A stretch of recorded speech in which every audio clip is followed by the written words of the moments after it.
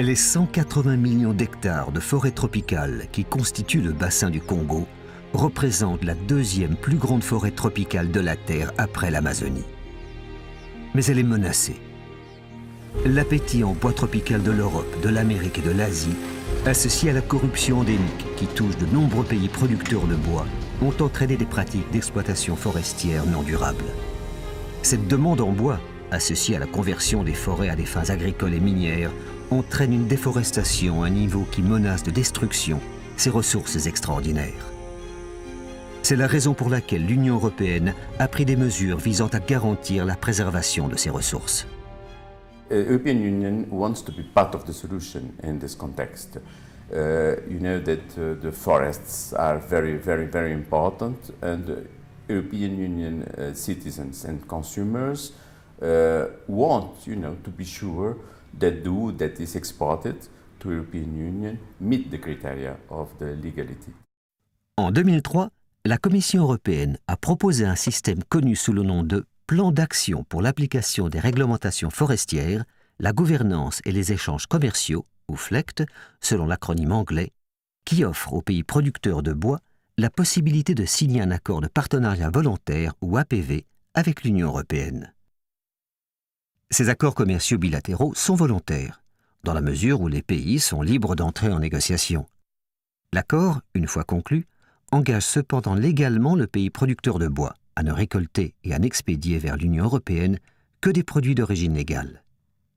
Les négociations nécessitent la participation de toutes les parties prenantes du pays concerné et reposent sur 5 piliers essentiels. Une définition de la légalité du bois fondée sur la législation nationale en vigueur. Un système de traçabilité et de suivi en ligne en temps réel. Un système de vérification de la légalité et de la traçabilité. Les modalités de délivrance des autorisations FLEGT. Et finalement, la mise en place d'un mécanisme d'audit indépendant. Les auditeurs indépendants vérifieront tous les 3 à 12 mois que l'APV fonctionne conformément à ce qui était prévu et qu'il garantit effectivement la légalité du bois. Cet audit indépendant confère toute sa crédibilité aux autorisations FLEGT une fois délivrées. Le Cameroun est l'un des 6 pays producteurs de bois à avoir signé un APV. Il est en cours de mise en œuvre et la première autorisation FLEGT devrait être délivrée en 2014. Le marché européen représente pratiquement 80% de ce qui est bois débité qui sort du Cameroun. Et pour nous, c'était important de nous assurer que ce marché-là doit être acquis. Donc, il est clair que l'APV FLEGT devrait nous permettre effectivement, ne serait-ce que d'avoir la garantie que ce marché soit maintenu. Le secteur forêt, le bois, l'exportation du bois représente pratiquement le 3e secteur après le pétrole et l'agriculture. Et donc, nous avons intérêt effectivement à ne pas avoir de déperdition en matière de taxes. Au cœur de la province de l'Est du Cameroun, la société italienne Alpicam exploite ce pied de sapelli.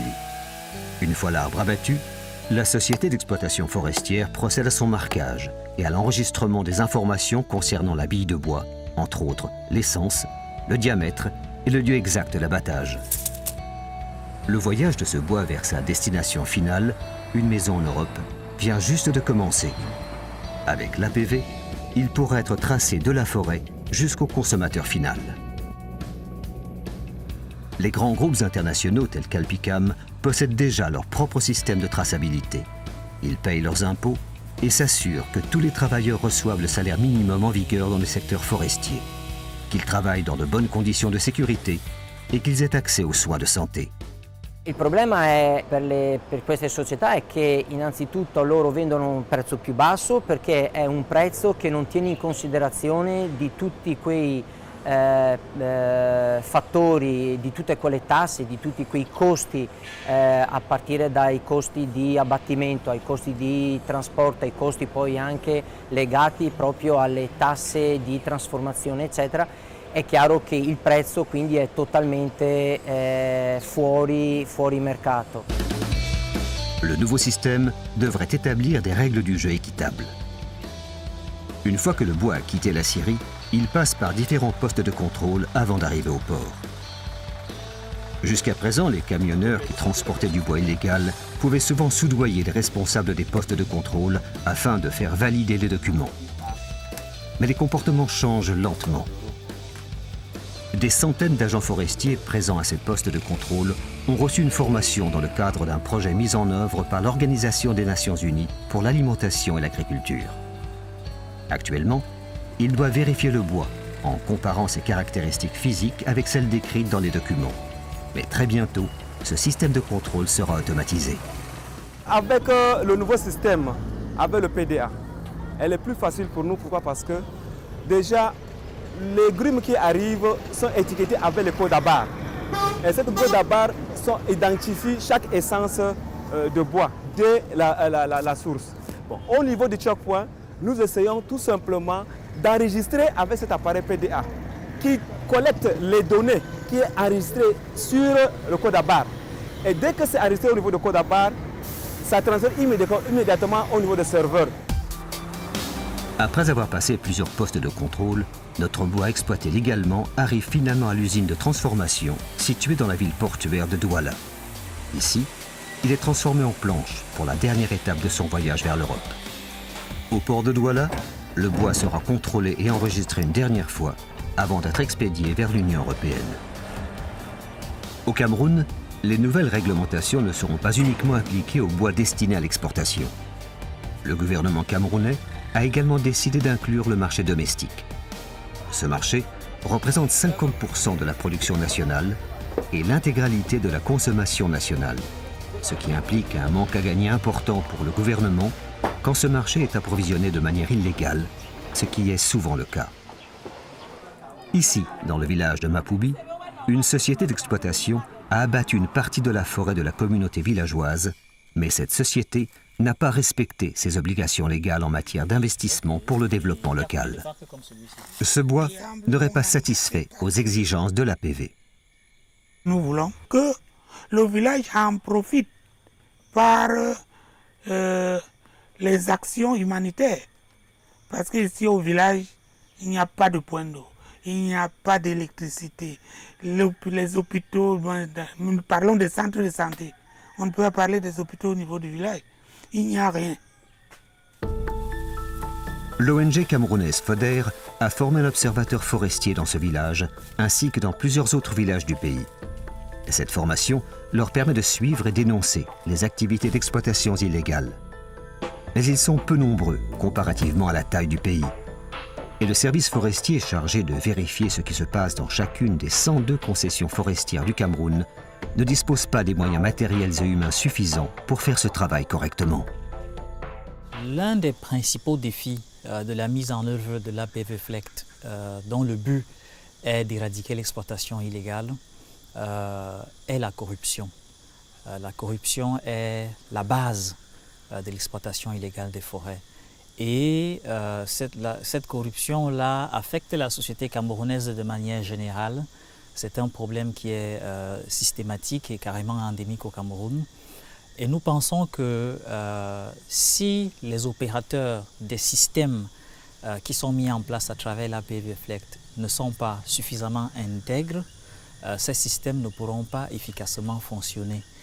Je pense que le gros défi que nous avons, c'est de nous trouver un outil fiable, capable de rassurer celui qui va acheter un produit bois du Cameroun qu'il est effectivement sorti d'une forêt gérée durablement.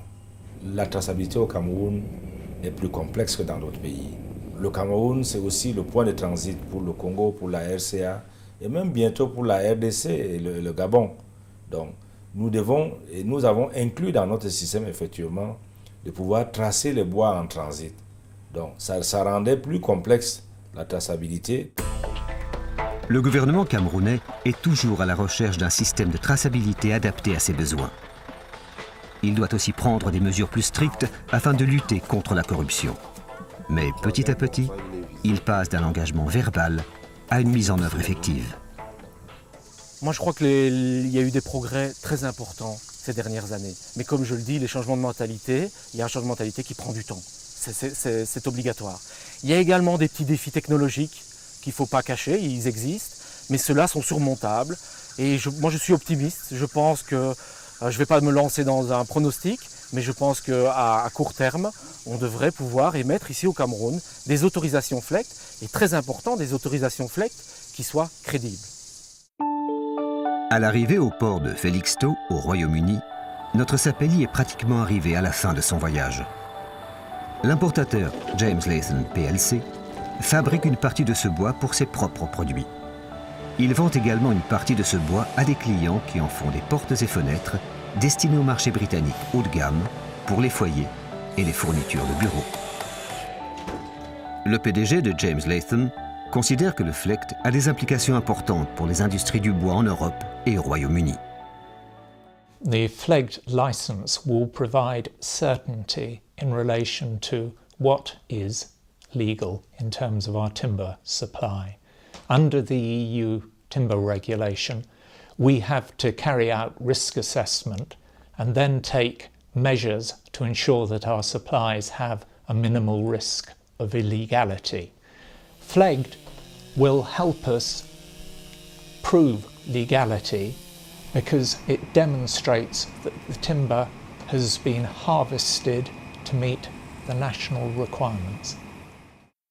Des APV ont déjà été signés entre l'Union européenne et 6 pays producteurs de bois: Indonésie, Libéria, Ghana, Cameroun, République du Congo et République centrafricaine.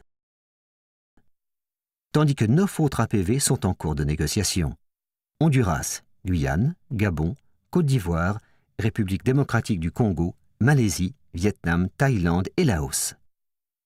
Que le bois soit directement acheminé vers l'Europe ou transite par l'Asie du Sud-Est avant d'être expédié en Europe, les autorisations FLEGT constituent la meilleure manière d'assurer la conformité au nouveau règlement bois de l'Union européenne, ou RBUE, qui interdit aux opérateurs de mettre pour la première fois sur le marché de l'Union européenne du bois illégal.